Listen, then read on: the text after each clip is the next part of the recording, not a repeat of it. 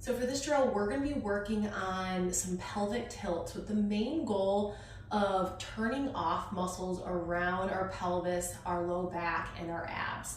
So think of this more as trying to not necessarily turn muscles on and feel a ton of tension, but really get things to let go so that we can get more movement at the pelvis itself and at the joints of the low back.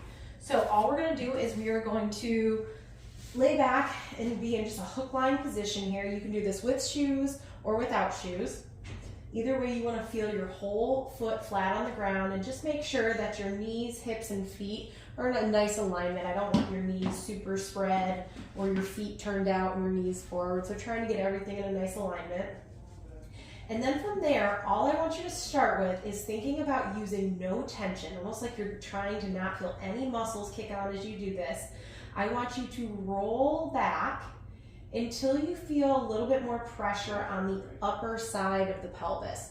So kind of at our, right at our low back, top of the pelvis, we have kind of two bones that protrude here called, or like our SI joints or our PSIS. You want to try to get the pressure to kind of hit that spot. So all I'm going to do is, once again, no tension, trying to roll back and feel pressure on those points. And then I'm going to have you roll your pelvis the other way. So we're trying to get a little bit more pressure towards our tailbone. We're not going to be on our tailbone, but we're just headed that way. You can see my arch, or my back arches off the ground a little bit. And then slowly rolling back. Once again, no tension. You want to feel very loose and flowy, and you want to feel like both sides are moving together. Okay, when you first start this, you might feel really kind of jerky, or like one side's moving faster than the other. That's okay. This will get easier as we get those muscles to let go. So just keep thinking loosey-goosey here, not trying to feel a ton of muscle tension.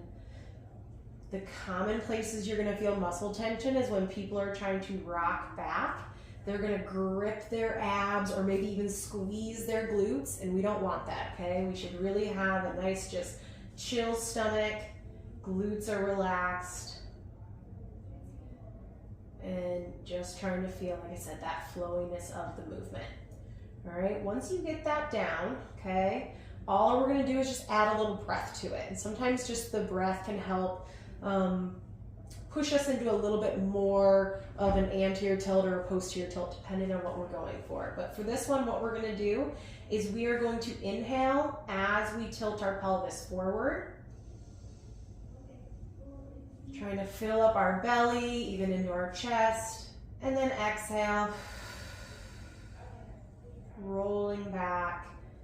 Trying to get the exhale and our movement of the pelvis to kind of end at the same time. And then same with the inhale, nice silent breath in through the nose as we tilt our pelvis forward.